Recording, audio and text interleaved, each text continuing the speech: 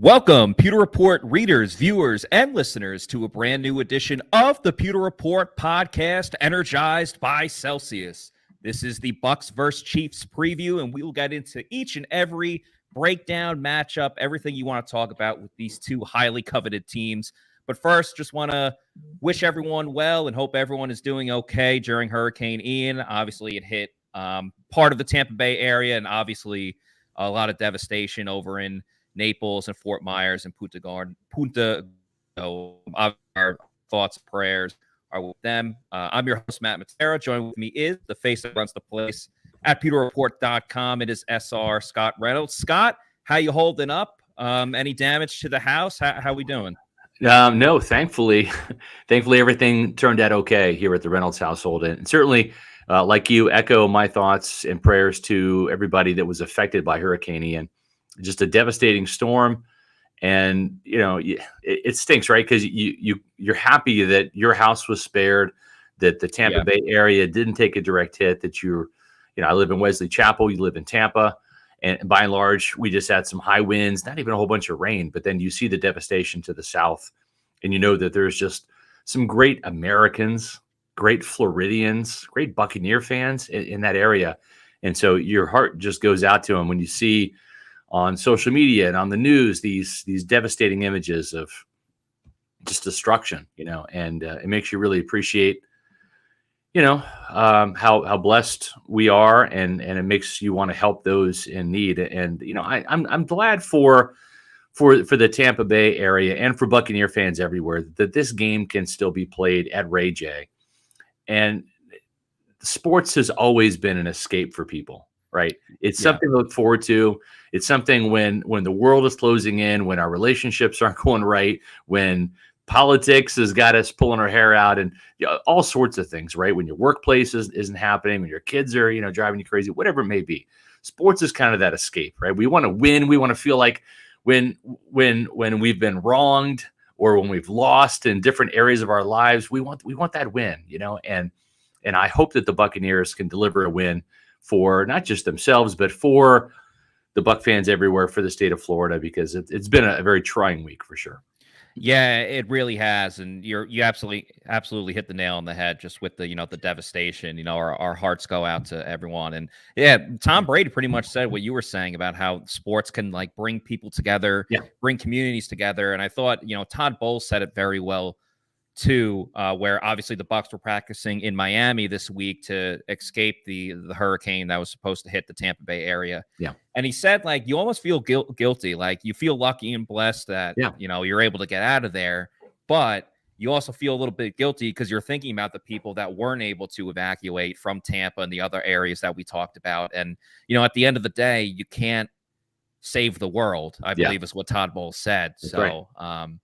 I thought it was very well said, and I do agree with you. I think Sunday night's game, while you have two teams that are pissed off because they both did not play well in their last game, right. I think this is also going to be, obviously it's a very highly coveted matchup, Tom Brady, Patrick Mahomes, Super Bowl rematch, but I also do think it is going to be a very emotional game with everything that went on in Tampa this week. So hopefully the Bucs can kind of rally around that a little bit. And, they talked a lot about bringing joy and entertainment to, the fans. So hopefully they can do that at Raymond James Stadium.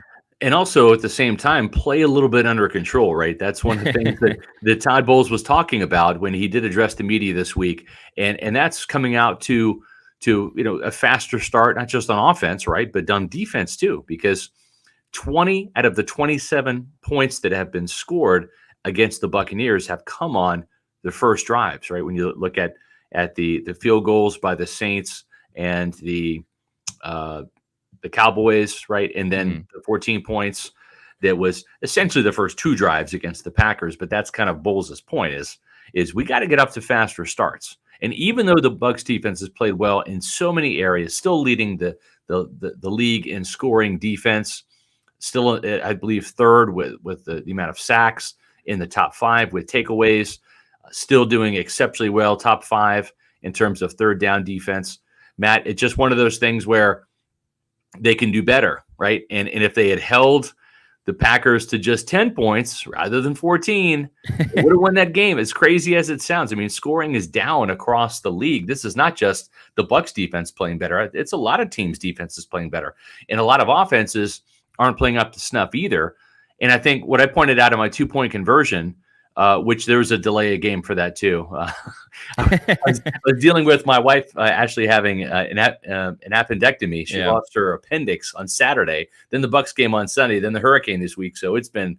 Well, you had a little bit better of an excuse than the Bucs for not, for the delay of game in that sense. And we do hope that Ashley is doing better as well. She's definitely on the mend. But the funny thing is I was a day late on my 2-point conversion, and I thought, well, that's appropriate. It's delay of game on me as well as the Bucs for that 2-point conversion. But what I wrote in there was went back and looked at the week 3 lineup, Matt, from a year ago compared to the week 3 lineup here. There's only 3 starters that were playing in that game this year that played a year ago. We're talking Tristan Wirfs, the right tackle, Tom Brady, the quarterback, Leonard Fournette, the running back. I mean, that's a good 3 to have. Yeah. But I mean, there's 8 other players that played last year in week 3 that didn't play in this year's week 3. And so to me, I just think that I'm not trying to make excuses for the offense, but Matt, it's not like, well, they didn't have Mike Evans, right? And let's make an excuse there. No, it's Mike Evans, Chris Godwin, Julio Jones, Ali Marpet, Ryan Jensen, right, Donovan Smith. I mean, Rob Gronkowski. There's a lot of firepower and Pro Bowl credentials that are missing right now that they had last year. And I think that's showing up in the lack of third down conversions, the lack of success on first down, and of course, the lack of point production too. Whether it's the Bucs defense who's played starting low, or just the offense in general struggling to score touchdowns, both sides in their respective issues, and I'll put that in quotations, could really use a pep in their step a little bit. And if you want to get a bit of a pep in your step, you got to be drinking a Celsius energy drink, which of course is the presenting sponsor of the Pewter Report podcast. Guys, you got to check out Celsius if you haven't already yet. 7 essential vitamins in their drinks. It's the healthier energy drink because there's none of that, post crash or jitters that you have when you drink a Celsius that you might have with other products out there. And of course, we always love Celsius because of the different flavors. The vibes are very high on the show, and I would recommend getting either the Arctic vibe, the peach vibe, or the tropical vibe. Some of my favorite Celsius energy drinks, especially the Arctic vibe. Of course, you can get the sparkling orange, sparkling kiwi guava, so many different flavors, and you can find out what flavors they have on the Celsius website. Click on that store locator, find out where there's a Celsius near you. And of course, if you want to buy them in bulk, I would recommend getting the variety pack because variety is the spice of life. You can go to Amazon and have it set up where you save some money and have it sent to your house or apartment, wherever it may be, every 2 weeks, 3 weeks, whatever time you want it to be. Make sure you're getting that Celsius energy drink. You will not be disappointed. That's Celsius, #live fit. And yeah, I want to go back to the defense real quick and then start talking about the offense, Scott, where it is so odd because I always feel a little bit weird. Like the Bucs defense has been fantastic, and they're the reason that they have 2 wins on the season, and they're the reason why they almost beat the Packers. So listen, that's our job. We have to point out everything, whether it's good stuff, getting after the quarterback, all the turnovers, or if it's the bad stuff. But when the defense has played so well, it's tough to be like, wow, you guys have been great, but here's where you're not good, and we're going to focus on that. But I do think it's very important, especially with the struggles that the Bucs have had on the offensive side of the ball. In a weird way, the Bucs defense, it's almost like, when we talk about like Chris Godwin returning, it was like, we don't really know until he actually gets hit. And then Chris Godwin got hit on that first play against Dallas, and he was good to go. He was rocking and rolling up until he got injured. It's almost like a boxer. Some fighters are better after they get pummeled up a little bit and then start going after it. That's sort of what the Bucs defense, has become, where they bend but don't break on that opening drive, unless it's the Packers game. They allow that touchdown. And then they kick it into high gear for whatever reason. I don't even think, even though as great as Todd Bowles is as, making adjustments and halftime adjustments, I don't even necessarily think it's that. Shaq Barrett talked a lot about how, especially, and he's speaking more specifically to the outside linebacker position, they just get out of their gaps specifically. And co-defensive coordinator Larry Foote had a great line where he was asked about it, about the slow start. And he essentially said, Yeah, I've been telling the guys, you don't just have to dip your toe in the water. You can jump right into the pool. And I thought it was a really good point of like, you don't need this, feeling out process. Just kind of go out Hey, and it's fire out okay on to all get a cylinders. 3-and-out on the first series. It's okay to pick off a pass. It's okay to get a sack fumble on the first play of the game, right? I mean, that's essentially what Foot is kind of getting at.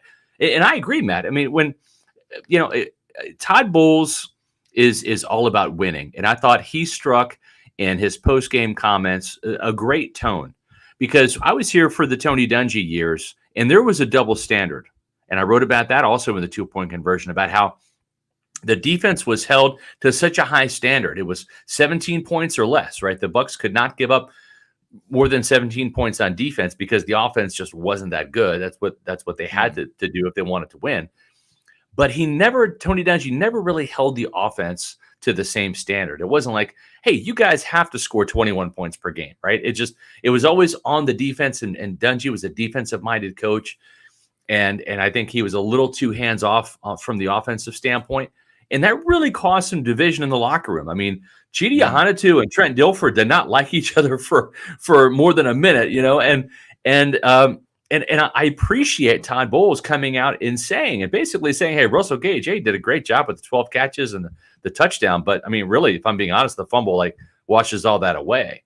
And then he comes out the next day and basically chastises Byron Leftwich for not getting Keyshawn Vaughn and Rachaad White the ball and getting them involved too.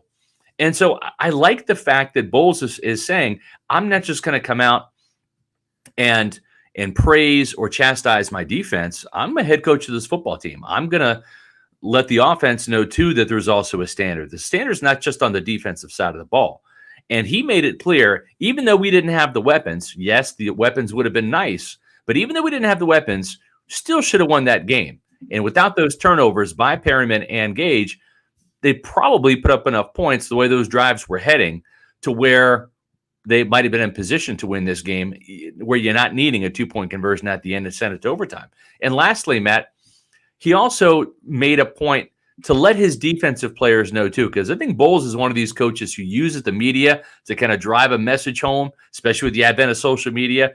It's not like it's not like these players have to go grab a copy of Pewter Report magazine or Buccaneer magazine back in the day to read it. They'll see it on their Twitter feeds. They'll see it on Instagram, the little clips of the press conferences and all of that. And what Bowles had to say was this is a team. We win and lose as a team. So if the defense plays great, it didn't play great enough. And again, I'm paraphrasing here, but didn't play great enough because we lost, right? And I think that's the message he wanted to send is we're not an offense, we're not a defense, we're a team. You win as a team, you lose as a team. And so granted, the defense turned it on after those first 2 drives and really shut, for all intents and purposes, the Packers down with a bunch of punts, an interception, and a fumble. But it still wasn't enough to win. And that's the message that Bowles sent to his defense is, hey, in this game, we needed less than 14 points. And we failed. That's why football is the ultimate team sport. And as you said, Todd Bowles talked about it. Tom Brady talked about it too, where he said, he absolutely, that's why he loves this game, because it's a team sport. And he said, these guys aren't pointing fingers at each other, because there were times last year where the offense could be like, hey, what the heck, defense, let's get it going. So now the tables have turned. That's why, you can't really get on your teammates. And you know what, everything you're talking about, Scott. Yeah. Sorry, go ahead. I was going to say, I liked Todd Bowles's just post-game press conferences, the comments that he made, because this was his first loss, right? This is a little telling, because this was a loss. So what's Todd Bowles going to say about his team? How is he going to react to the first loss? I liked what he said so much. I wanted to buy him a beer, Matt. I really did.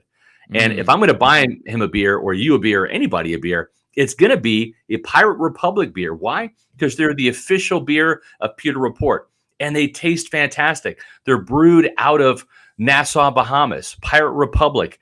Folks, you cheer on the Pewter Pirates. You live a pirate lifestyle yourself. You live life on your own terms. So why aren't you drinking Pirate Republic beer? It only makes sense.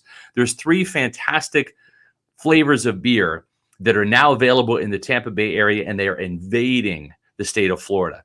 Talking about the Long John Pilsner, the Take No Quarter IPA, the Golden Haze of Piracy Belgian Wheat, and the beer that I just got through crushing today was the Long John Pilsner. But we're going to talk about, that's fine. Go ahead and put up the Golden Haze of Piracy. Let's talk about this for a minute. This is a fantastic beer. It's packed with flavor. For the game, if you're looking for a beer to throw in the cooler and crush a couple as you're tailgating and pre-gaming, that's the Long John Pilsner. This right here, this is refined excellence. This is a Belgian wheat beer.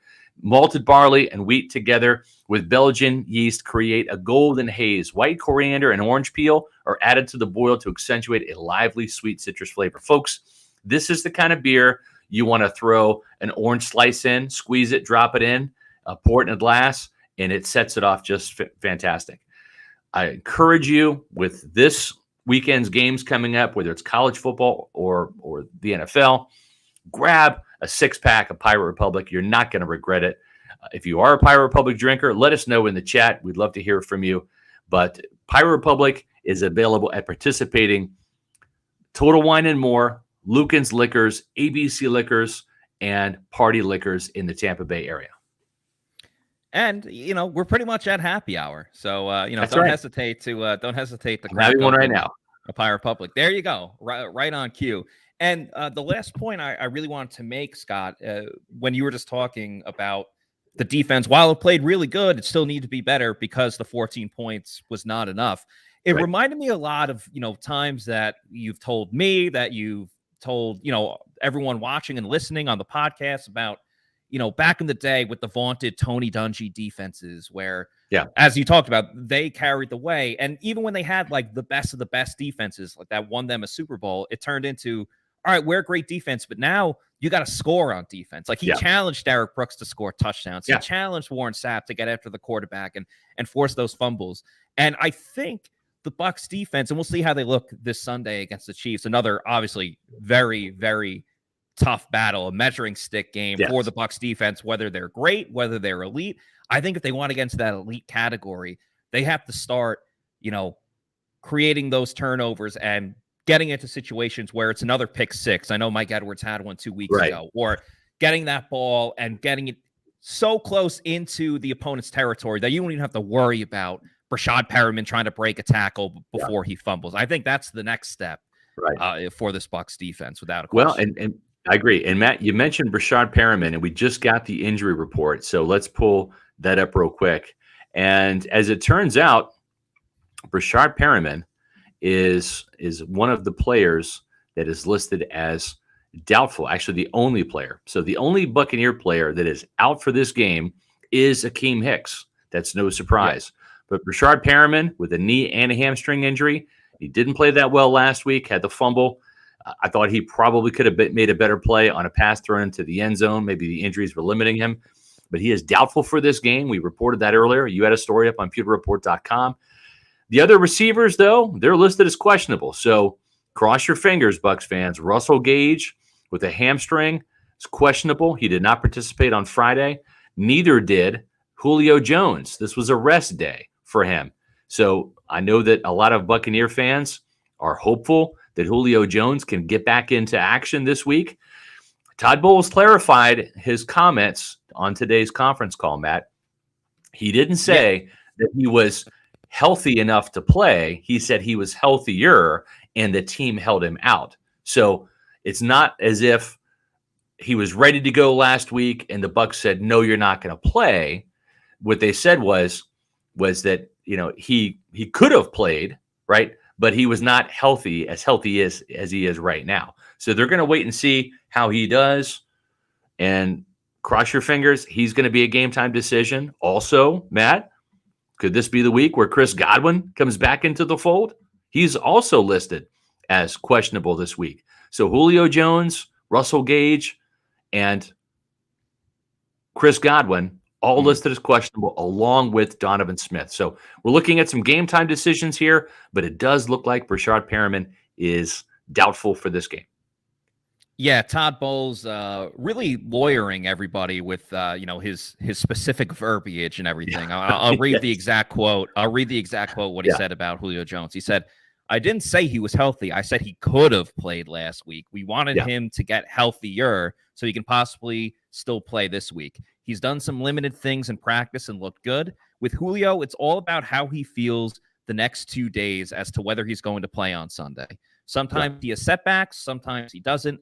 We'll wait till Sunday to make that decision. I think that's an important thing that that he mentioned, because Julio Jones practiced on a Friday 2 weeks ago before they played the Saints, and he practiced the following Friday before they played the Packers, where he was stretching, he was running around a little bit. I remember specifically for the Saints game, I was a little more surprised, like, wait, like, why isn't he playing? He practiced on Friday. If you practice on Friday, you're most likely going to play. So I thought, that was a little surprising 2 weeks ago. Now you kind of like understand the system and what's going on there. As far as Chris Godwin and Donovan Smith, he said they practiced on a limited basis this week. There'll be game time decisions on Sunday, but they did do some limitations in practice. And for Rashad Perriman, he said, unless he has a miraculous recovery by Sunday, I think it's possible that he doesn't play. So, yeah, not looking good for Rashad Perriman. But you know what? You would make that trade-off 10 times out of 10 if it means Rashad Perriman isn't playing and Julio, even if it's one of them, Julio or Chris Godwin. And I think that's super important. I would suspect too that because Perriman would be out, Beasley would be in, right? I think they probably do that. I mean, it depends on if they're full strength, right? Because you have Mike Evans, Chris Godwin, Julio Jones, Russell Gage. If all of those players play, Mike will, right? But if those 4 players play, then you have Darden doing returns, right? That's 5. That's 5 receivers. Then is it going to be Scotty Miller or is it going to be Cole Beasley? It's probably going to be Cole Beasley. And you don't need Scotty as much with Mike Evans in there, because who are you going to have line up outside? It's Mike Evans, So, and we saw Scotty was healthy and active for the first game of the season. So, they've kind of already, seen what the offense can look like without Scotty Miller in it. And I think going back to Julio and Chris Godwin, if you had to choose one or the other, I think I would go with Chris Godwin this week, specifically because the Chiefs and their defensive coordinator, Steve Spagnuolo, who I remember watching him, when he was like the Giants defensive coordinator, when they got after Tom Brady winning those Super Bowls. He's an extremely aggressive, defensive coordinator. You mentioned it in your Fab Five today, how they like to send the defensive backs. So I almost think while the Bucs have struggled in the screen game this year, especially like with the wide receiver, Chris Godwin's the perfect screen wide receiver, get him up the field, break some of those tackles, or, physical blocking. We all know how he likes to block, defensive backs and cornerbacks. Right. I think that's where Chris Godwin can be really valuable specifically for this week. I agree. And, as we get into this preview, right, these are 2 teams that I know 2020 seems like it was yesterday in one instance, but it seems like forever ago on another instance, right? Yeah. There's so many players that played in that game for both teams that just aren't there, right? Tyrann Mathieu was a big-time performer for the Chiefs. Remember, he got into it with Tom Brady, right? Yep. He's not playing. Antonio Brown scored a touchdown in that game right before halftime. He's no longer playing for anybody. He's out of the league. Rob Gronkowski. Yeah, exactly. Rob Gronkowski, 2 touchdowns for the Buccaneers to start things off. He's retired. Same with Ali Marpet. Yeah, Tyreek Hill is now in Miami. I mean, it's not 2 completely different teams, but in some ways it really is. And it's interesting because Shaq Barrett really opened some eyes this week when bulletin board material. So I wrote about that in today's SR's Fab Five. Matt, if you want to grab that real quick, but Shaq Barrett, he was asked on the conference call because obviously, remember, he had a big night of 10 pressures, a sack. Some would even say he probably was the most impactful player in that game. Maybe should have gotten some Super Bowl MVP consideration. And if you go back to week 12 too, he had a really good game against Kansas City there as well. 4 pressures in that game, had a sack fumble in the red zone to prevent another Chiefs score in that 27-24 Chiefs victory right before the Bucs bye week. So Shaq Barrett is feeling pretty good about chasing Pat Mahomes around. He's done a lot of it. He's done it pretty well. He's had 2 very good games against the Chiefs. But this is what he had to say this week. I really don't think it's too much of a difference when Barrett said when he was asked about all of the changes on Kansas City's offensive line. I think we have a lot of favorable matchups. I think we have the opportunity to really dominate the game. we have an opportunity to really impose our will as pass rushers, as edge rushers this game. We could really have a coming out party. And he said, I know we had 6 sacks the other game. He's talking about the New Orleans game, of course. But we could really have a coming out party as edge rushers in the position group for this game. Now, that's a little stunning, right? Because this is some serious bulletin board material. But maybe it's a clarion call, too, not just to rev Shaq up and say, hey, I've opened my mouth. I've talked it. I've got to walk it right now. I've got to deliver. Otherwise, it'll look like an ass if I'm out here riling the Chiefs offensive lineup. But not just Shaq, right? Maybe this is a call to JTS and Vita and Logan Hall to, hey, I put it out there. Now we need you guys to back me up. We can get after this team and we need to do it. But Matt, it's a little different. They have Creed Humphrey at center now, former second-round pick. That's an upgrade over what they had during the Super Bowl year. They've got Andrew Wiley at right tackle, Kansas City. That's the only player among the 5 that was the starter in the Super Bowl, right? You've got Trey Smith, who is not great in pass protection, but has been a key element to opening up some holes for Clyde Edwards-Helaire in the running game. At right guard, left guard, Joe Tunney came over from the Patriots, used to block for Tom Brady. And then at left Orlando tackle, Brown Jr. Orlando Brown, And the thing, too, is a Shaq Barrett who's rushing now more from the right side. Thank you very much, Shaq. Going up against left tackle. But he hasn't done a great job, Matt, of going up against mammoth players. If you look at guys that have given him problems, Havenstein from the Rams, the right tackle there. Whitworth, the left tackle, these big, massive guys. Ryan Ramczyk, right, from the Saints. He finally got a sack on Ramczyk. That's been a long time coming. But for a smaller guy like Barrett at 6'2", 250, Orlando Brown, man, 6'8", 350, that's a massive dude with massive wingspan. Shaq Barrett has got to be fast off the snap. He's got to beat Orlando Brown to the punch. Otherwise, he gets engulfed. So how do you see what Shaq Barrett had to say against this offensive line? I applaud Shaq Barrett for having bravado and confidence, because I think we get to a point in the NFL because people are so afraid to say stuff publicly that, you get the canned, we just got to work together as a team. We just got to execute. And I understand why. But, I look at even, the Dolphins-Bengals game last night, everything leading up to that, Tyreek Hill was like, I am going to cook Eli Apple. I'm going to burn his ass, like going down the field. And Tua, and I hope Tua's doing okay. Obviously, that was a very scary situation. But Tua in his press conference was like, if Tyreek's one-on-one with Eli Apple, I'm throwing it his way down the field. So I kind of like Shaq that, he had that confidence. He's going to bring that up. With that said, I found it very fascinating because he started laughing. Like before he started talking, he started laughing. And then he's like, I don't really see a difference. So I don't know I'm curious what was going on in his head at the time. If he's just like, this is how I feel, but man, screw it anyway. I'm going to go and say it because it is so interesting that only Andrew Wiley is the only offensive lineman from that Super Bowl winning team. Now Shaq has, he beat both tackles like a drum in that Super Bowl. 1 sack, but 11 pressures in the game. It's almost like unheard of, especially going up against any team, let alone the AFC champion in the Super Bowl. But the other thing I would point out to Shaq Barrett, and I hear what you're saying about maybe calling out Joe Tryon-Tranka. He only has a half sack. The Bucs have been getting to the quarterback. They have 11. They're top 3 in the league, and it's been very by committee. Devin White leads the way with 3. Shaq has 2. Vita Vea has a sack and a half, and then everyone else either has a sack or a half sack in Joe Tryon-Tranka's case.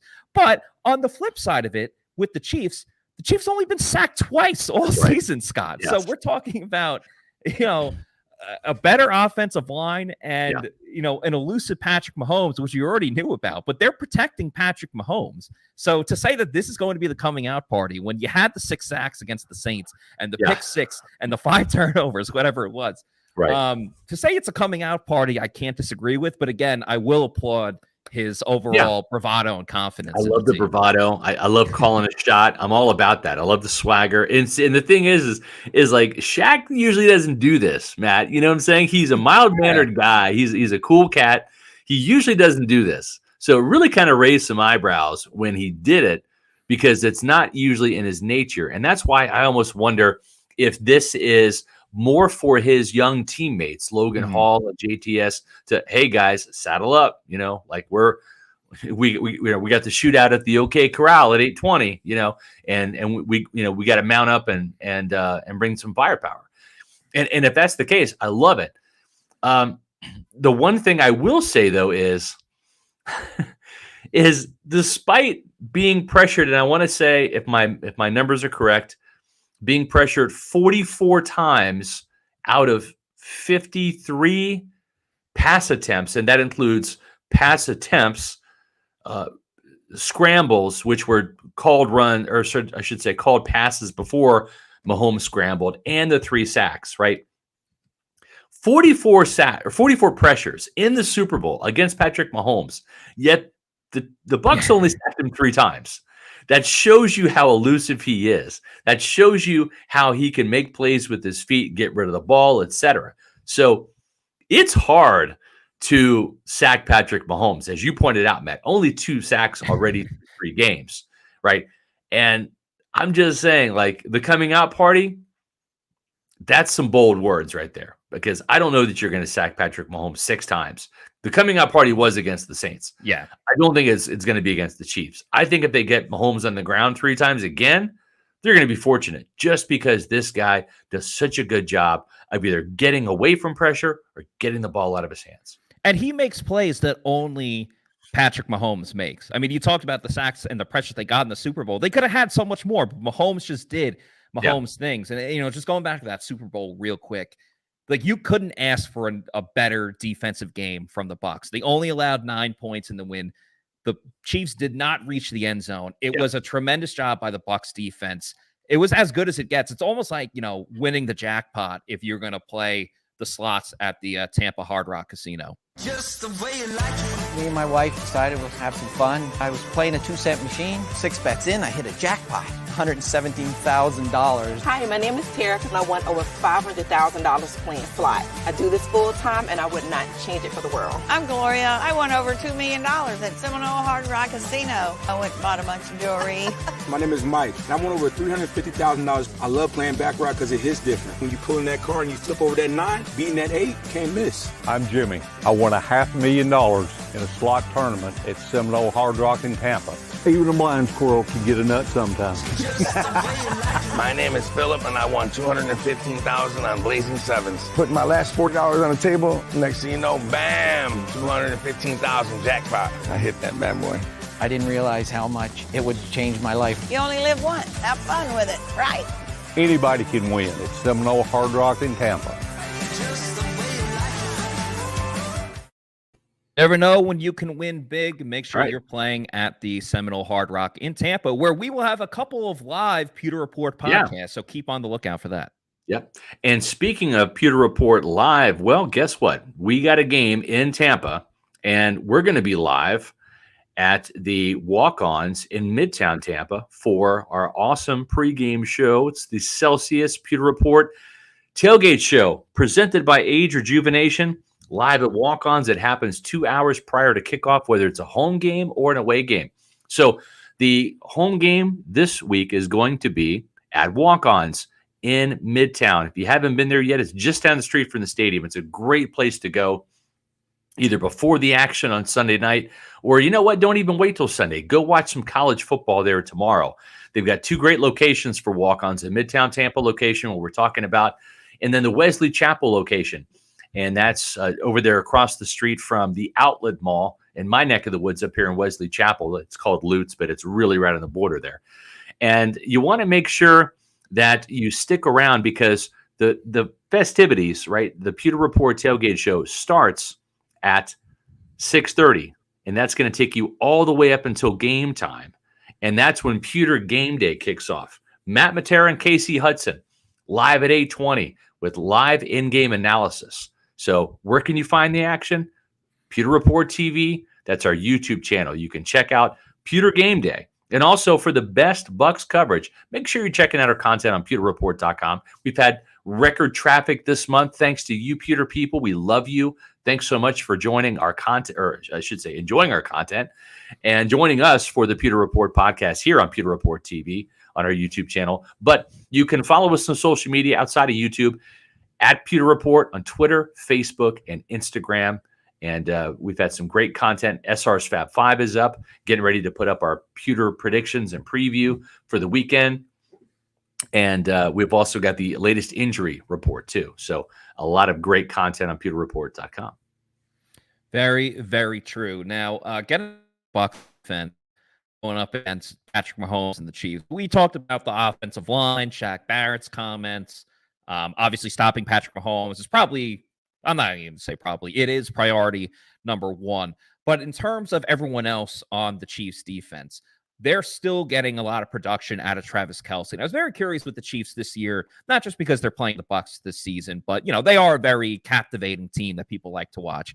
Yeah. Obviously, the big question was when Tyreek Hill left, how's that going to affect everyone else, especially Travis Kelce? Because as talented as he is, it always helps when you have another great receiver on your team. But Kelce he's really also 32, 33. He's no spring chicken anymore. Still very productive.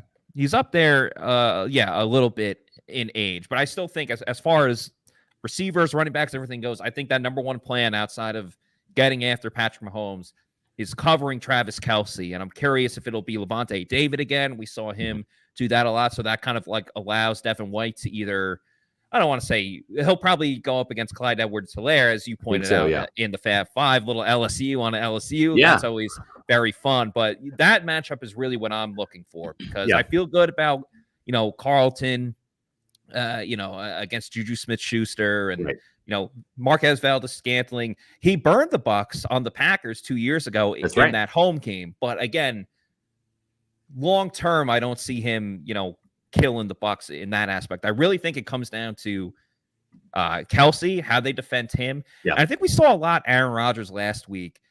Initially he was seeing his first read. He was getting out. A lot of times it was to, Romeo Doubs, and that's where the Bucs struggled early in the game. So I think it's going to be important to take away Mahomes' first read, but then Rodgers, I'm bouncing back and forth here between the next game and the last game, but Rodgers did a great job of, when everyone else was, covered downfield, he would dump it off to the running back, or it'd be a tight end, like out in the flat.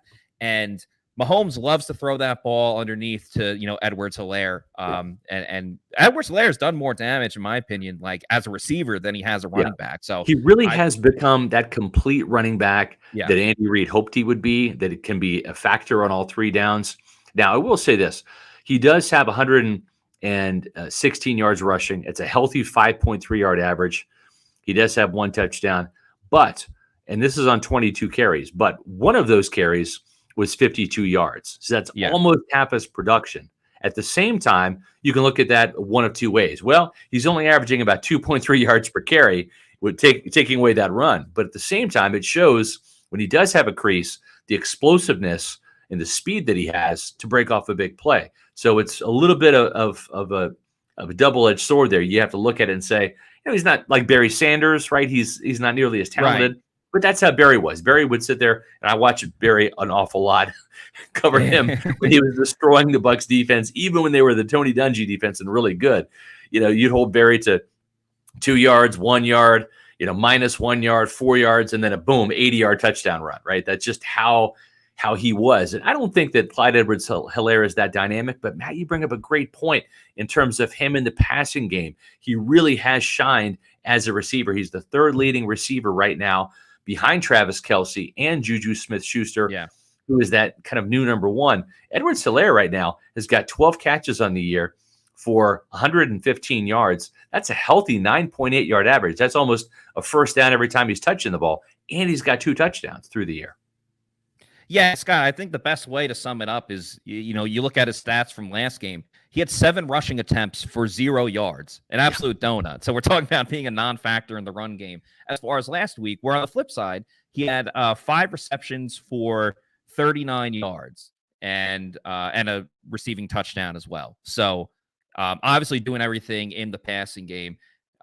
He's had 3, 4, and 5 receptions so far through 3 games. So increasing his value in the receiving game going forward. And, the Chiefs, outside of Edwards-Helaire at running back, like Ronald Jones has been a healthy scratch. So I don't think we're going to get a, Ronald Jones revenge game. But it does seem like if you kind of take out those two guys, like Justin Watson, shout out to Justin Watson, former Tampa Bay Buccaneers Super Bowl champion. He had a great touchdown catch in that Thursday night game against the Chargers. With that said, I don't foresee Justin Watson making another big play like that. I just don't really see it happening. And if you look further at that, that Chiefs-Chargers game, the Chargers should have won that one. Obviously, Justin Herbert got injured on the during the game. Patrick Mahomes had at least 2 interceptions that were dropped that should have been picks. And obviously that's been the story of the Bucs defense previously. They finally started getting their hands on the ball, obviously against the Saints. And then last week's game, Logan Ryan had the interception. Jamel Dean had an interception, but it was nullified by too many men on the field. But that is a good sign, It is. Especially when Todd Bowles is being very sarcastic about Jamel Dean, when he's like, "Oh yeah, you got to throw him the difficult ones. He'll catch that." Yep. So, I really just think it's taken out Edwards-Helaire and Travis Kelce, and then you can live with Juju Smith-Schuster and Mecole Hardman and Marquez Valdez-Scantling. Yeah, I agree. And another thing that we're taking out is almost 9,000 here. We're on our way to 10,000. With our Pewter Report TV YouTube subscribers. So if you haven't had the opportunity yet to visit us on Pewter Report TV on our YouTube channel, make sure you do so and hit subscribe. It helps us grow our numbers. We're almost at 10,000 Pewter people. So it's awesome. Thanks so much for all of your support. And also, too, make sure you like our videos. Give us a thumbs up.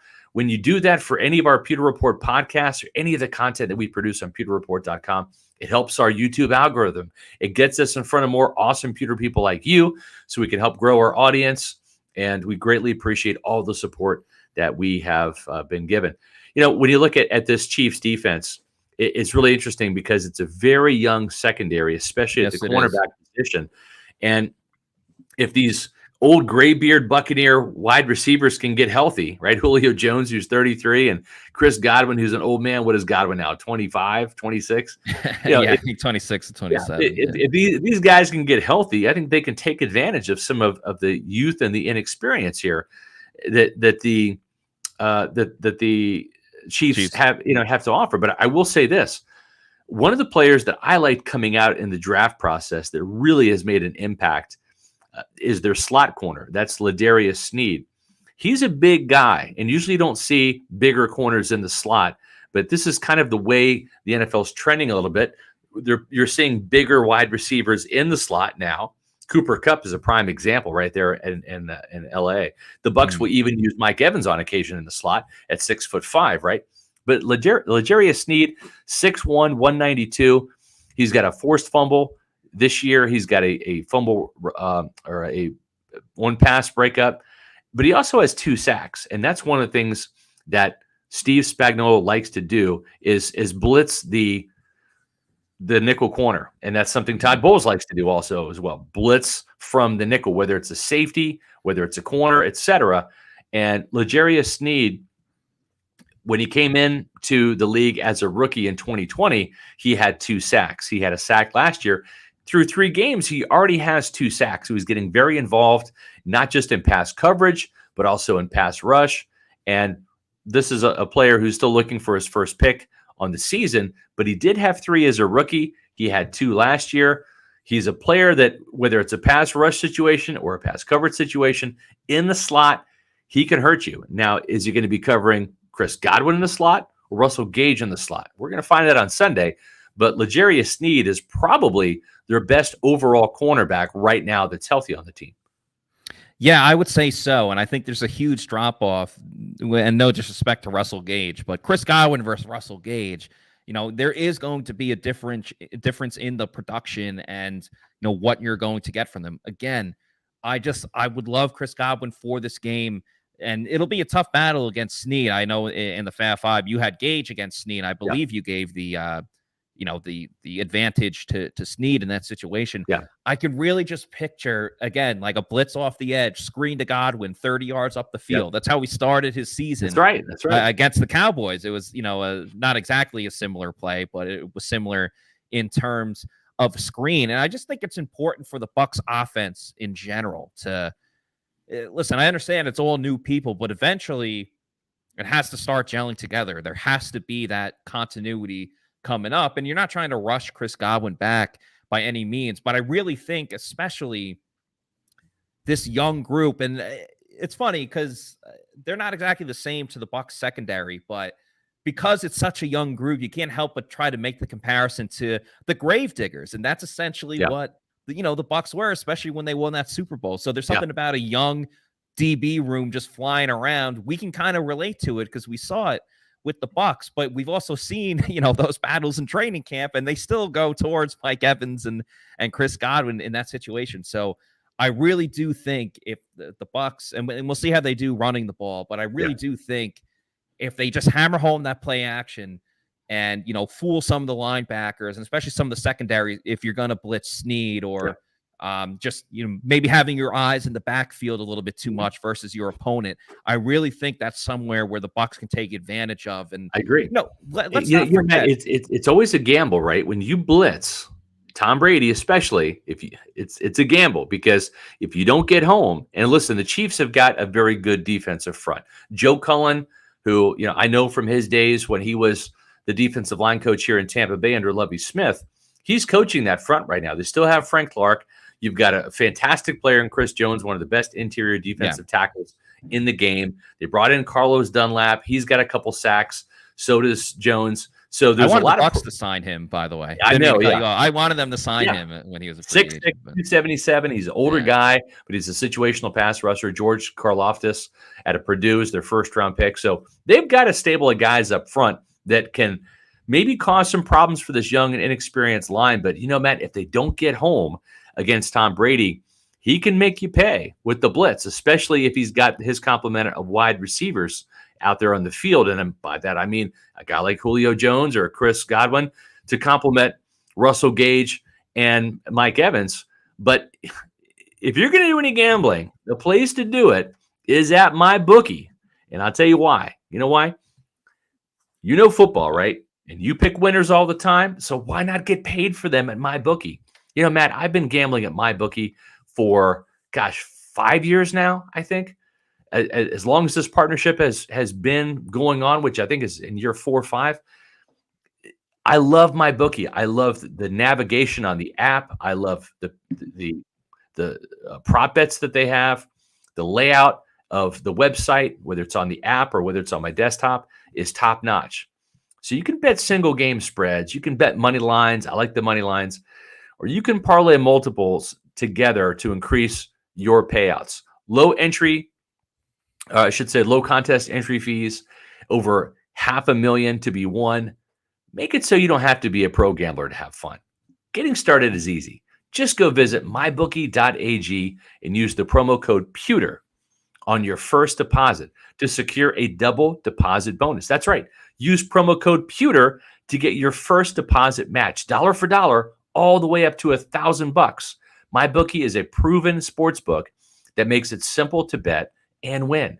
So make this your winning season exclusively at MyBookie. And Matt, there's no better time to join MyBookie and get ready for the weekend of college football and the NFL than right now on Friday. So visit mybookie.ag, use their promo code Pewter, and join the action. You have any college football picks this week? I know you like betting on college football. Yeah, I hate KU with a passion. KU has won me a lot of money this year. Okay, KU is undefeated. I love the fact that K-State beat Oklahoma and had a nice rebound, but KU, I probably won a total of $50 off KU. So nice. if the fictional birds, I mean, listen, there's no such thing as a Jayhawk. It's a fictional bird. It's like the bastard son of Toucan Sam. I mean, there's no such thing as a Jayhawk. It's a stupid mascot. I mean, a wildcat, that's a real thing. That's a real animal, right? Yeah. But a Jayhawk? Come on. But listen, if the Jayhawks are going to win, I might as well make some money off of them. So I've done that. And I've actually won my last 2 bets on K-State. I bet the money line on Tulane because I had a feeling K-State was going to get tripped up by Tulane at home, and they were. So at least I won money, but my favorite team lost. Yeah, but it's called a happiness bet. It is, yeah. Team won, or well, at least I made money off the loss, right? Yeah. But I also bet K-State on Oklahoma because that was a good money line. We were the underdog, and K-State just owns Oklahoma, even in Norman. They do. It is wild. Yeah. So Kansas State is a 7.5-point favorite this week against Texas Tech, who's coming off a big win. So you might think like, oh, they're still riding high off of that. They might be a little distracted. I actually put money on Texas Tech this week because that's the money line. So yeah, I have a lot of bets coming for the bet. I'll just I have Houston -2.5 against Tulane. Washington, shout out Vita and Joe Tryon-Shoyinka. I have them -3 against UCLA, and I also picked the under in that game, 64.5. So more picks on Saturday, but we'll worry about that on Saturday. Yeah. One last thing I want to talk about with the wide receivers and who's going to be in and who's going to be out, and the struggles that they've had on offense. They have not scored a touchdown in the first half of all 3 of their games. I think it's also important to point out that they have not had Chris Godwin, Julio Jones, and Donovan Smith since week 1. So for all the issues that the Bucs have had, and there are issues, especially in the run game and third down efficiency, but let's not. Mike Evans talked about this week that they're not panicking at all. Yeah. Let's look at this group. And week 3, they didn't even have Mike Evans. Before we push the panic button and go out on a limb how things need to change and Byron Leftwich needs to do this, and he does need to call a better game. There's no questioning that.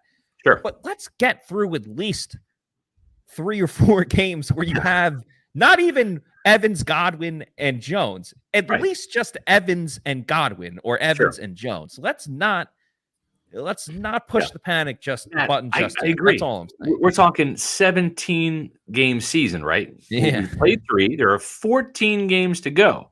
And the one game you're talking about having the full complementary of wide receivers out there.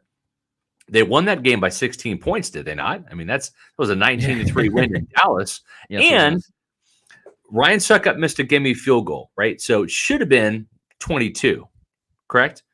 Yes. Then you've got the fact that both of those, there was 2 drives that stalled inside the red zone, one of which was inside the 10-yard line. If the Buccaneers would have scored, let's say, 1 touchdown rather than a field goal, add 4 more points to it, now you're talking 26-3, right? Now you're talking about a 3-touchdown win on opening day on the road. So and then the narrative becomes then the narrative becomes, well, week 2, you're missing Godwin and Jones, and man, they always struggle with the Saints in New Orleans. And then week 3, it's, well, they didn't even have Mike Evans, so what do you want them to do? But because they struggled in that first game, it's a constant narrative of they struggled all season long. Right. When again, I don't think that's necessarily the case. They've been bad in the red zone, but going from the 20 to the 20, they've been fine moving the ball. They're not starving for first downs. And I've seen plenty of teams, the New York Jets for the last decade, starve just to get a first down, to get it to the 40-yard line before you even get to midfield. And that's not been the case with the with the Bucs offense at all. I'll say this, the Bucs third down conversion percentage needs a pick-me-up. It does. Yes. And I think that when you have players like Godwin and Jones and a healthier Russell Gage, because let's be honest, Russell Gage is not averaging 7 yards a catch now. Like, it's putrid. I think he's really limited with the hamstring, and I understand that. But when you have your big guns back out there, you're going to have more explosive plays, Matt. And I think that's something that we really need to kind of wait and see on before we do sound the alarm bells. Because the best way to avoid third down conversion issues is to avoid third downs altogether. If you're getting first downs on first down or first downs on second down, right, with a 12-yard pass, in the Buccaneers, they did have some big-time shots when it came to first downs, right? You had a 24-yard catch by Perriman to start the game. You had a 25-yard catch and run by Jalen Darden in that game. You had a 19-yard catch by Cam Brate. Those were all first down throws on first down. So if the Buccaneers can have a little bit more success throwing the ball on first downs, then I think they're going to have the opportunity to get more touchdowns on the board, because you're not going to have some of those drives stall out on third downs where they have to punt. One last thing, too, that I'm going to make, Matt, the point I'm going to make is I remember back in the Super Bowl, the Chiefs linebackers were the weakness of that defense. That's right. And they're still not necessarily great at the linebacker position, right? You've got Darius Harris is one of those linebackers, but Nick Bolton was a player that I did like coming out of Missouri, right? He's a linebacker about 6 foot, 237, kind of compactly built, kind of like Devin White. Second round pick out of Missouri last year. And this year he's starting off the season with the bang. He's the leading tackler for the Chiefs, plays all 3 downs, base. He's also a nickel linebacker, 29 tackles, 2 sacks, 2 tackles for loss. He needs to get a little bit more involved, I think, in the passing game. But kind of like Devin White, he's a little bit of a downhill player. And Bolton is an upgrade over some of those linebackers that they've had in the past. And I thought that was a real weakness, not just in coverage against the likes of a Chris Godwin or a Rob Gronkowski, right, in the Super Bowl, but also let's not forget the double-headed monster that was Leonard Fournette and Ronald Jones in the Super Bowl, right? They had over 145 yards on the ground in the Super Bowl. And Kansas City's linebackers were a big reason why they weren't up to snuff. But Nick Bolton's a player that kind of impresses me. And we'll see if Leonard Fournette, how much he plays in this game. Not because, he was on the injury report, the past couple of weeks. But obviously there's been an emphasis with Bowles talking about it. And, of course, with and these guys, too, Willie Gay and Leo Chenal. So, yeah. 3, again, like you said, better linebackers than in the past. We'll see how much Rachaad White gets to play and Keyshawn Vaughn. We can get to that, in a minute. But if the Bucs start scoring more touchdowns, Scott, Bucs fans are going to feel a lot better. I agree. Just a lot better. Kind of like how you feel better after taking some age rejuvenation. As we age, our hormones decrease, both for men and women. I was tired all the time, had no sex drive. I was groggy. I felt like I was 80 years old because everything hurt. I came to age rejuvenation because I was tired all the time. Bioidentical hormones has really made such an impact in people's lives. I actually enjoy shopping now. Got all my energy back. Mind is sharp. I feel like I'm 18 again. It was perfect for me. Get with age rejuvenation. Do it now. Don't wait. Call Age Rejuvenation today. Hi, guys. If you want to feel better, go to Age Rejuvenation. Lose weight, feel great, have better sex. You might have seen Age Rejuvenation as the new sponsor of my SR's Fab 5 column today on PewterReport.com. And also the presenting sponsor of the Pewter Report Tailgate Show, presented by Age Rejuvenation at Walk-Ons. Like we're going to be there this Sunday, the Midtown location at 6:30. Well, I'm a new Age Rejuvenation customer myself. Thankfully, I don't have any issues in the bedroom, but I did turn 50 this year and energy's become a problem. Turns out I have low testosterone like most men in their 40s, 50s, 60s, and 70s. It's just age, fellas. Low testosterone affects everything from weight loss to just the daily energy that you need to get through the day to stamina. And now there's a way to fight it, and that's what I did with testosterone therapy. I listened to my guy, John Gilmore, who's been an Age Rejuvenation customer for over a year, and he looks great, feels great, and we encourage you to visit agerejuvenation.com. Check out the website. Age Rejuvenation's got 5 Tampa Bay area locations to serve you. Lose weight, feel great, have better sex with Age Rejuvenation. All right, as we wind down here, a couple more things. I guess, well, not really to discuss. I just want to get back onto the running back real quick. We have to see more Rachaad White, and I personally want to see some Keyshawn Vaughn in this game. Again, because he played well late in the season, because he... I think we lost Matt. Did we lose Matt? I think we did. Well, who knows if he lost power or if he hit the wrong button. Sometimes that happens too on the podcast. I'm not quite sure what Matt was going to say in terms of his topic. I think we're going to get Matt back here in just a second. We had a little bit of a technical difficulty here. So let's go ahead and bring Matt back onto the show. Matt, how are we doing? You there?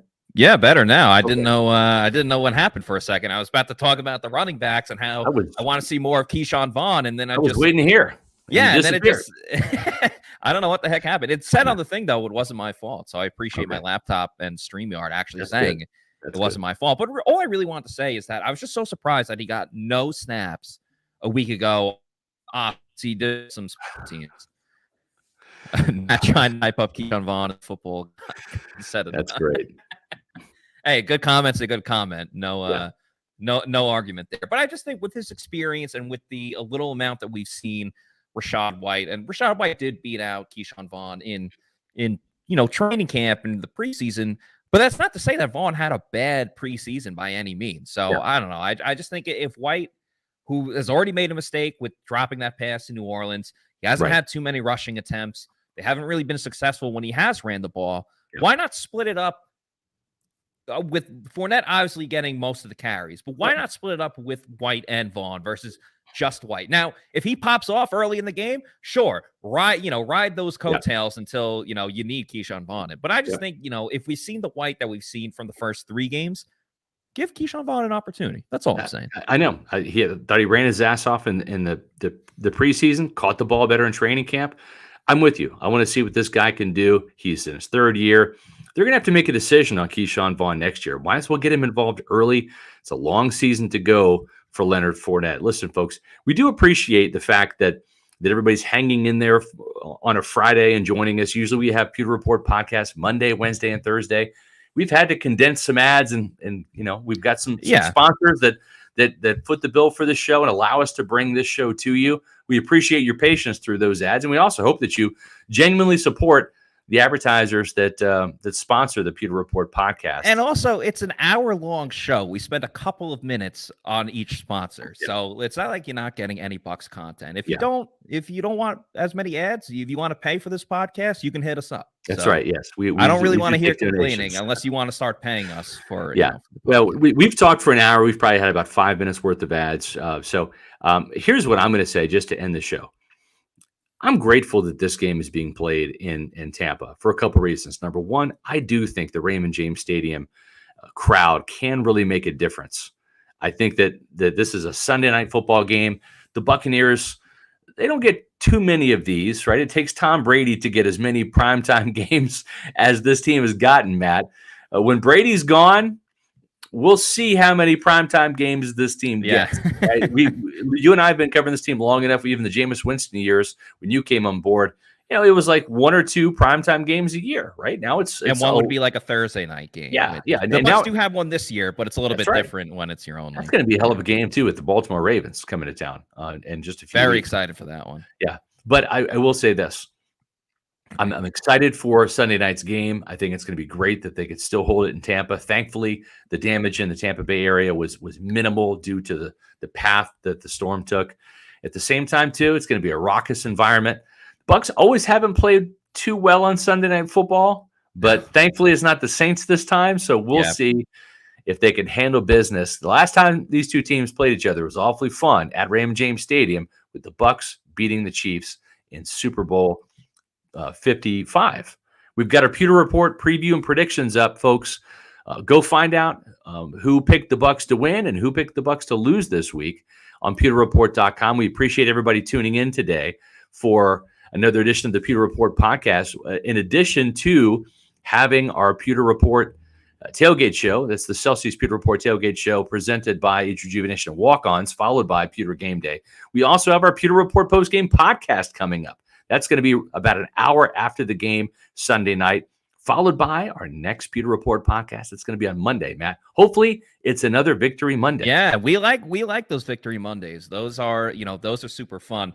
One last stat before we close out the show. Tom Brady, since joining the Bucs, is 9-1 against AFC teams.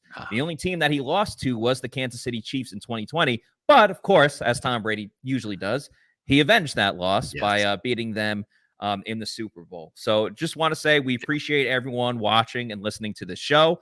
Keep a lookout for all the shows we got going. We're pretty much there all day on Sunday, from the tailgate show to the game day and the Pewter post game show and our podcast on Monday. We appreciate everyone watching and listening.